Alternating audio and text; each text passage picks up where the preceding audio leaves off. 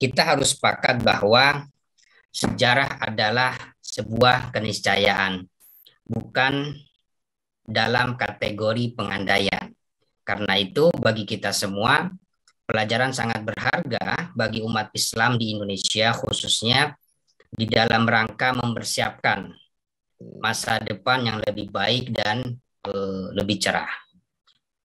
Oleh karena itu, kemampuan kita umat Islam dalam memahami sejarah sangat menentukan eksistensi Islam, keberislaman dan keberagamaan kita, tidak saja di dalam konteks masa kini, tentu juga di masa yang akan datang.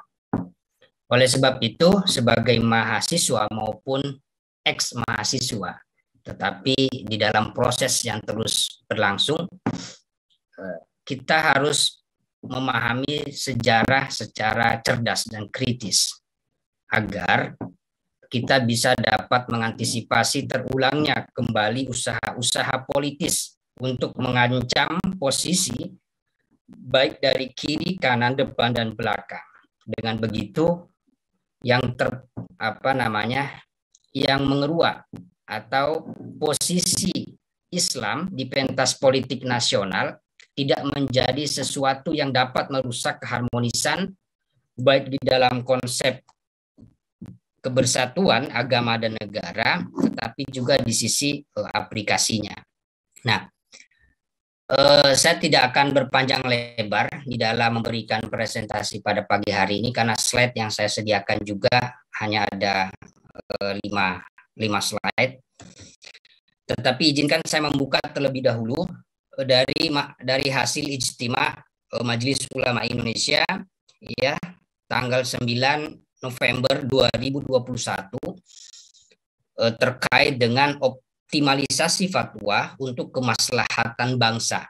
Ini penting untuk saya berikan karena agar tidak terjadi penyelewengan maupun penafsiran di luar kesepakatan yang telah dijadikan kesepakatan oleh Majelis Ulama Indonesia pada tanggal itu 2021. Ada beberapa poin ya yang kita sepakati lewat Majelis Ulama Indonesia, yaitu terkait dengan khilafah dalam konteks Negara Kesatuan Republik Indonesia, di mana pada dasarnya kami melihat sistem kepemimpinan di dalam Islam itu bersifat dinamis, dia tidak bersifat stagnan. Sesuai dengan kesepakatan dan pertimbangan maqasidus syariah, maqasidud diniyah dan maqasidud din, ya, yang ditujukan untuk kepentingan hirasatid, yaitu kepentingan menjaga keluhuran agama, wasiyasati dunia, yaitu mengatur urusan dunia. Ini poin pertama yang kita sepakati. Kelanjutannya juga adalah bahwa khilafah merupakan salah satu model atau sistem pemerintahan yang diakui. Tetapi di sini perlu saya tafsirkan bahwa yang dimaksud diakui di dalam konteks Majelis Ulama Indonesia adalah diakui dalam konteks perdebatan di dalam intelektual keberagamaan orang-orang Islam, ya. Karena faktanya di dalam dunia Islam dan sejarah pemilu, di dalam lintasan sejarah terdapat banyak model atau sistem pemerintahan seperti monarki, keemiran, kemudian kesultanan dan republik seperti di Indonesia. Oleh sebab itu, kaedah yang menjadi dasar di dalam membentuk poin-poin di dalam Majelis Ulama itu adalah al-ijtihad la yunqadu bil ijtihad. Kesepakatan yang telah menjadi keputusan bersama oleh mayoritas umat beragama di sebuah negara tidak bisa dibatalkan oleh kesepakatan atau konsensus sepihak yang itu belum teruji baik secara sosiologis maupun secara realitas politik. Salah satunya yaitu khilafah yang diwacanakan oleh berbagai macam kalangan yang masuk atau telah bersemai sebelum pasca reformasi dan mereka memanen wacana itu pasca reformasi. Kesepakatan bangsa Indonesia untuk membentuk Negara Kesatuan Republik Indonesia merupakan ikhtiar untuk memelihara keluhuran agama dan mengatur kesejahteraan kehidupan kita bersama. Karena yang mengikat kita tidak saja secara syar'i, ya, yang khitabnya tidak diperuntukkan kepada seluruh komponen bangsa. Misalnya khitab syariat yang diberikan kepada umat Islam itu tidak semuanya bisa ditujukan kepada di luar non-Islam misalnya. Nah, jadi kesepakatan yang diputuskan oleh Majelis Ulama ini agar kita tidak masuk ke dalam seorang yang beragama masuk dalam kategori tasyadudi maupun tasahuli. Tasyadudi itu kategori fundamentalis yang memahami agama secara tekstual. Atau juga kita tidak terjerembab di dalam ruangan, yaitu sekuler maupun liberalis, tasahuli. Maka yang perlu kita terapkan dan aplikasikan di dalam konteks ber-NKRI ini adalah manhaj tawassuti, di mana baik jihad maupun khilafah, ya, kita harus mendudukkan persoalan ini kepada konteks di mana sosiologi antropologis yang mengitari teks-teks tersebut. Kita tidak bisa menafikan misalnya perdebatan khilafah di dalam teks-teks Islam sebagai sebuah warisan di dalam intelektual, dan kita juga tidak bisa menafikan adanya kesepakatan mayoritas tidak saja di dalam konteks Indonesia tetapi juga di dalam konteks luar negeri. Oleh sebab itu MUI kemudian menolak pandangan ekstrim yang memaknai jihad dan khilafah secara sempit, ya, apalagi saat ini saya di Badan Penanggulangan Ekstremisme dan Terorisme MUI Pusat sedang melakukan pembaharuan terhadap pengkontekstualisasian makna jihad dan khilafah di dalam konteks ejawantah kita di dalam beragama untuk Indonesia. Semoga tahun ini bisa segera terselesaikan. Nah, coba slide saya kedua ya. Slide saya kedua. Oke, baik, terima kasih. Nah, kalau kita memahami apa yang telah disampaikan oleh Kiai Syarif tadi, bahwa tidak ada sistem yang bersifat tunggal di dalam Islam, maka saya katakan betul. Karena memang pemilu dalam lintasan sejarah itu tidak memutlakkan salah satu sistem atau model pemerintahan. Tetapi menjadi polemik ketika misalnya salah seorang, ya, yang menulis kitab Asy-Syakhsiyah Al-Islamiyah yang saat itu dia bersama kawan-kawannya yang disebut dengan Tim 9, yang ini merupakan keberlanjutan daripada geliat berpolitik di Palestina saat itu, ya, karena setelah Turki Utsmani kemudian selesai, kemudian salah satu partai yang pertama kali lahir yang kita kenal di dalam tradisi intelektual kita disebut dengan Partai Ba'as. Partai Ba'as inilah yang kemudian menjadi inspirasi lahirnya kelompok-kelompok Islamis lainnya, baik di Timur Tengah maupun di dalam konteks di Indonesia. Namanya Taqiyuddin An-Nabhani. Taqiyuddin An-Nabhani ini merupakan salah satu pendiri dari kelompok Hizbut Tahrir, ya, yang saat itu berada di Palestina. Taqiyuddin An-Nabhani mendirikan Partai Pembebasan yang dia sebut dengan Hizbut Tahrir setelah berpolemik, ya, dengan teman sejawatnya yang dari Ikhwanul Muslimun yang ada di Mesir saat itu. Karena memang Taqiyuddin An-Nabhani ini sebelum mendirikan, dia memiliki circle yang sama di Mesir. Tetapi kita tidak boleh melupakan bahwa Taqiyuddin An-Nabhani adalah seorang politisi, bukan seorang agamawan. Ini kita harus sepakati terlebih dahulu. Karena apa? Dia lahir dan berkontestasi secara pemikiran di alam dan ruang yang serba politis. Hingga kemudian dia mendapatkan sebuah tekanan dari sebuah pemerintahan disebabkan keluar dari kesepakatan yang ada di Palestina maupun tempat negara dia melakukan perselancaran terhadap ide-ide maupun gagasannya. Di dalam kitab Asy-Syakhsiyah Islamiyah dia kemudian mengatakan bahwa inna nidhamal hukmi fil Islam alladzi faradahu Rabbul Alamin huwa nidhamul khilafah.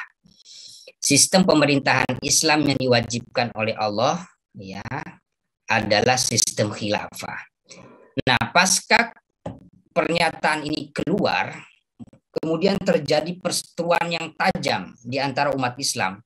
Tidak saja para intelektual yang mewariskan tradisi klasik, tapi juga dari kelompok intelektual yang fokus kepada perjuangkan khilafah itu masuk kategori besar.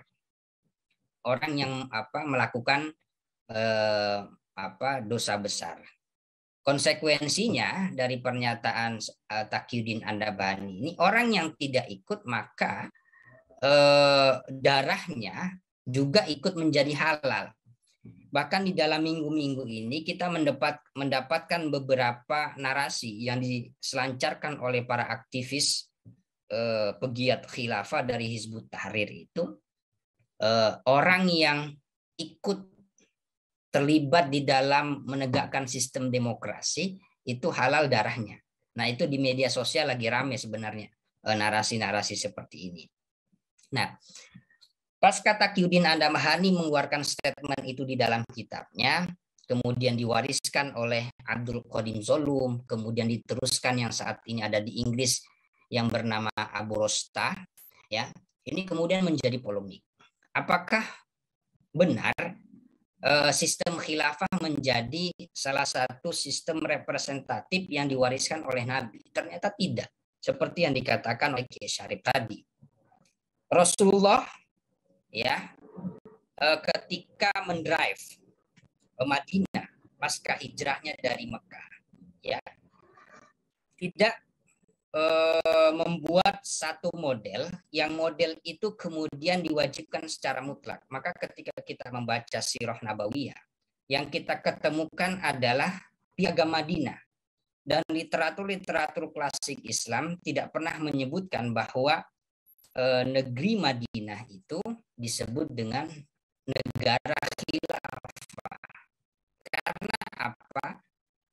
Nabi di samping sebagai, tetapi juga Nabi seorang manusia, ya. Tetapi kelebihan dari ini langsung dibimbing oleh Allah, ya. Makanya bekal yang diberikan kepada kita adalah terus berlanjut. Pentafsiran keduanya terus berlanjut. Maka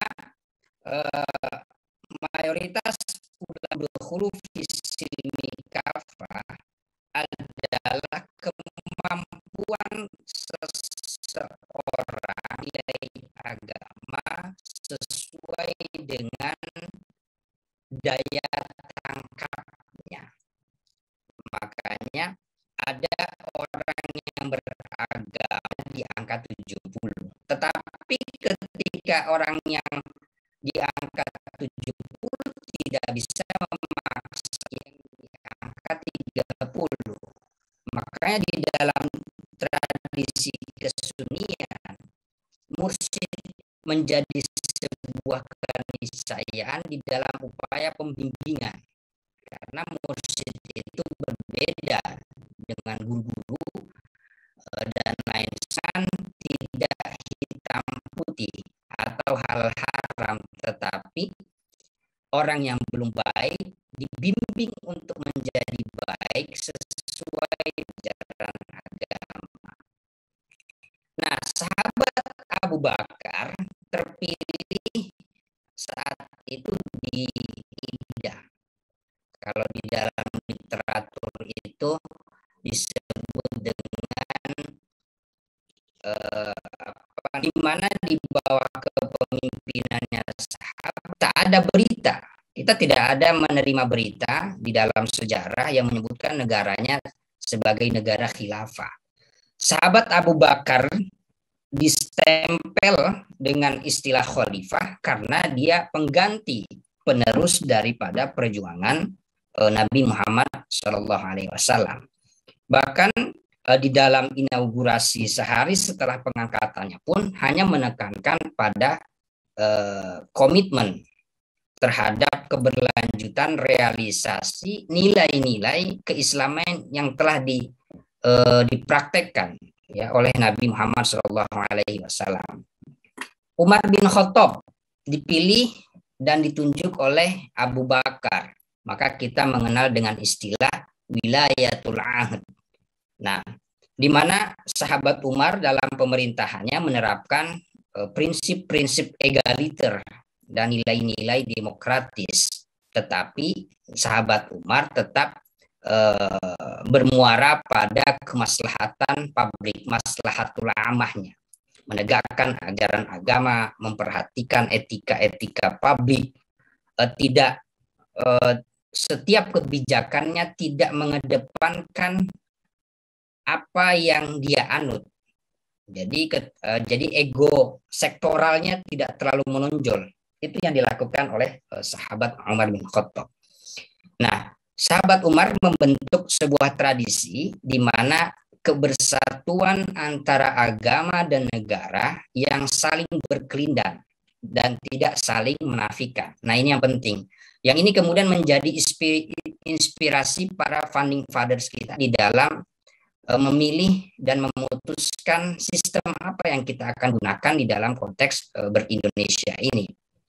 Begitu pula dengan sahabat Utsman bin Affan, ya, yang dipilih melalui Badan Syuro yang telah dibentuk oleh Umar sebelum wafatnya, di mana di dalam pemerintahannya, ya, tidak ada juga referensi yang menyatakan bahwa negaranya disebut negara Islam. Hingga kemudian penerus estafet daripada sahabat-sahabat Nabi yang keempat, yaitu sahabat Ali bin Abi Thalib, ya. Justru ketika terpilihnya Ali bin Abi Thalib ini, yang pertama ia kerjakan bukan memikirkan labilitas terhadap sebuah negara atau kebijakan-kebijakan yang telah dibentuk oleh tiga sahabat sebelumnya. Yang menjadi menarik ketika kepemimpinan Ali bin Abi Thalib ini, misalnya di dalam salah satu kebijakannya adalah menarik kembali semua tanah hibah yang pernah diberikan di saat pemerintahan Utsman bin Affan menjadi kepemilikan negara. Nah, ini kan berlaku juga pada konteks tertentu di Indonesia, ya, untuk menghilangkan yang namanya mafia tanah.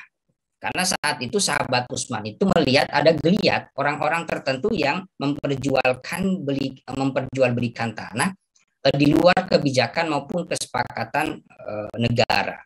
Oleh sebab itu, dari fakta ini kemudian kita tidak mengenal di dalam sistem pasca Nabi Muhammad itu wafat adanya negara Islam. Tetapi yang bisa kita sebut adalah negara yang Islami. Kenapa disebut negara yang Islami? Karena 4 sahabat pasca wafatnya Nabi Muhammad SAW, mereka terus merealisasikan nilai-nilai Islam dan agama sesuai dengan kemampuan mereka mengejawantahkan. Dan ketika itu dalam konteks kebijakan negara, maka yang mereka naikkan adalah substansi dari agama.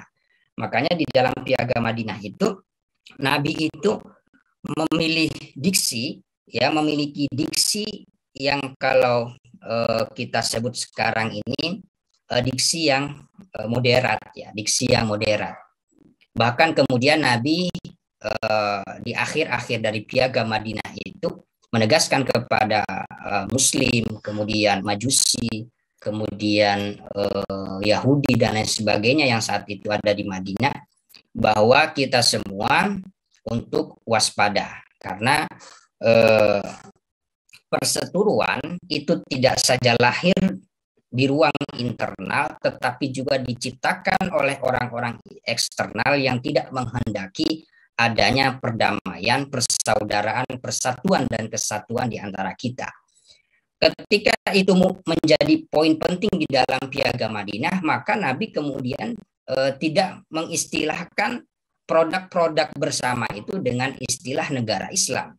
Tetapi Nabi menjamin bahwa negaranya bisa merealisasikan nilai-nilai agama yang dianut oleh orang-orang yang ada saat itu sesuai dengan ruang yang disebut dengan civil society di dalam konteks saat ini. Misalnya di Indonesia, kita semua bebas untuk menjalankan aspirasi atau keyakinan yang kita anut, tetapi di dalam konteks civil society.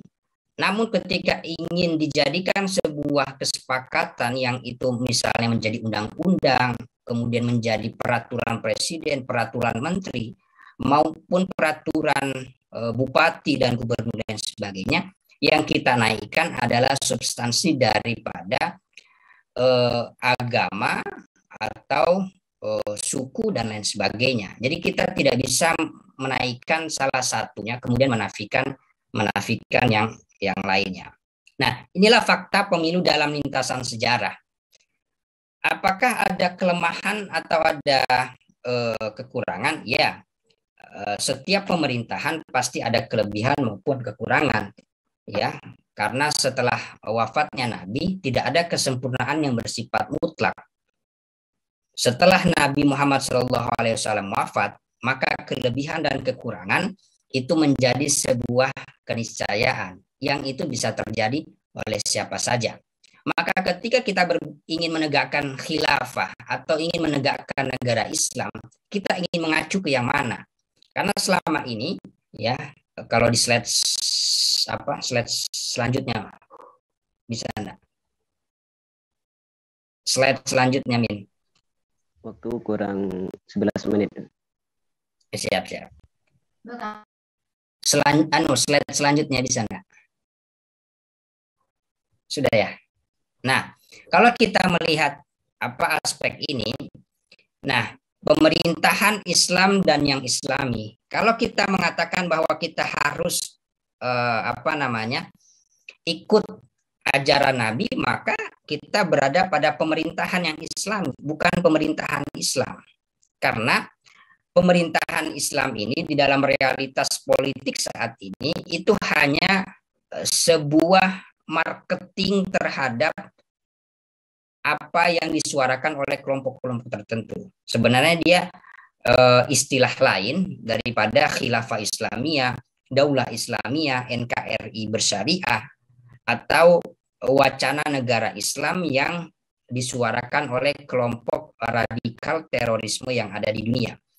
Nah, itu pemerintahan Islami yang dikehendaki oleh kelompok-kelompok yang ada di Indonesia. Tapi kalau kita melihat daripada aplikasi yang ingin mereka suarakan, di antara mereka sendiri pun tidak selesai. Misalnya Hizbut Tahrir Indonesia itu berseberangan baik secara pemikiran maupun tindakan dengan Khilafatul Muslimin yang didirikan oleh Abdul Qadir Baraja yang ada di Lampung. Kemudian juga Hizbut Tahrir Indonesia yang ingin menegakkan negara Islam atau khilafah Islamiyah tidak sepakat terhadap apa yang disuarakan oleh kelompok radikal terorisme. Begitu juga EPI yang sudah menjadi organisasi terlarang di dalam visi misinya yang kemudian menulis NKRI bersyariah pun tidak disepakati oleh kelompok yang juga ingin menerapkan negara Islam. Nah, dan di antara mereka ini kalau kita membaca buku-buku induk mereka tidak sama sekali memiliki keinginan untuk merujuk apa yang mereka suarakan kepada fakta sejarah. Ya, jadi mereka itu kalau ditanya, sebenarnya yang kalian kehendaki negara Islam ini negara Islam model seperti apa? Karena di antara mereka ini setiap tahun atau beberapa periode bukunya ini selalu update. Misalnya dulu Hizbut Tahrir itu memiliki syarat untuk terciptanya negara Islam atau disahkan atau tidaknya labelitas khalifah ya kepada seorang pemimpin itu tidak pernah stagnan, up to date terus. Artinya bahwa mereka ingin mentradisikan sesuatu yang pernah terjadi di masa lalu, tetapi mereka tidak mau tidak mau mengiyakan apa yang telah terjadi di masa kini. Jadi seperti standar ganda lah seperti itu. Nah, makanya yang disebut dengan Kiai Syarif tadi bahwa Indonesia ini kita bukan menginginkan negara Islam, tetapi Darul Islam. Ya, Darul Islam, daerah yang ada di genggaman kita sekalipun non-muslim berdomisili di daerah itu. Jadi Indonesia ini sudah pemerintahannya disebut dengan pemerintahan yang Islami atau seperti di Malaysia. Di Malaysia itu ada perdebatan. Ya, ada perdebatan. Apakah Malaysia itu negara Islam atau tidak, ya. Karena memang Malaysia ini kalau kita lihat menganut sistem konstitusi monarki atau yang disebut oleh orang-orang Malaysia dengan istilah raja berpelembagaan. Ya. Ini tercantum di dalam konstitusi mereka bahwa pemimpin tertinggi adalah mereka sebut dengan Raja Agong, di mana raja tidak hanya mengatur negara dengan perangkat nasihat perdana menterinya, tetapi juga menjadi pelindung agama. Tetapi apakah yang disebut dengan negara Islam oleh sebagian orang yang ada di Malaysia itu kemudian menjadi mayoritas di orang Malaysia? Tidak, karena memang ketika mereka ingin mengaplikasikan seluruh tatanan syariat di dalam ruang publik, mereka harus bersaing dulu misalnya antara internal Melayu yang berada di UMNO, United Malay National Organization, itu dengan PAS atau Partai Islam se-Malaysia. Ini aja berebutnya minta ampun. Nah, begitu juga di Indonesia. Makanya kesepakatan kita bersama di dalam memilih Pancasila sebagai konsensus dasar bernegara itu adalah kesepakatan yang tidak bisa ditawar-tawar. Tidak bisa ditawar disebabkan Pancasila bisa menjadi titik temu sekaligus menjadi tempat kembali kita. Kalau toh di dalam sejarahnya Pancasila belum aplikatif secara 100%, itu kan bukan berarti Pancasilanya harus kita tolak. Ibarat kita memiliki 1 hektar tanah, kemudian tiba-tiba kita menanam jagung, di antara jagung itu ada yang terkena hama, maka yang kita semprot adalah jagung yang terkena hama itu, atau minimal kita memotong jagung itu. Bukan kemudian kita menebas semua jagung-jagung, akhirnya kita tidak pernah memanen. Nah, itu yang tidak dikehendaki oleh para founding fathers.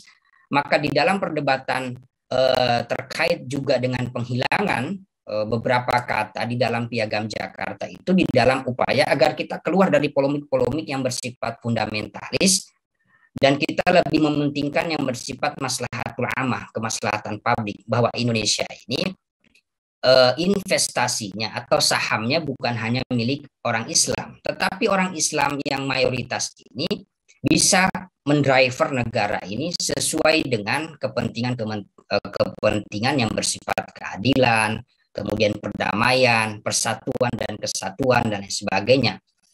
Oleh sebab itu terakhir yang ingin saya katakan bahwa kita harus kembali kepada perjanjian. Kita harus kembali kepada perjanjian, dan orang yang menabrak atau menihilkan perjanjian dengan alasan dan argumentasi apapun, maka orang tersebut masuk dalam kategori bugot. Bugot itu di dalam pemaknaan dalam konteks perpolitikan adalah orang yang seharusnya tidak diberikan ruang untuk berselancar di alam yang telah menjadi kesepakatan.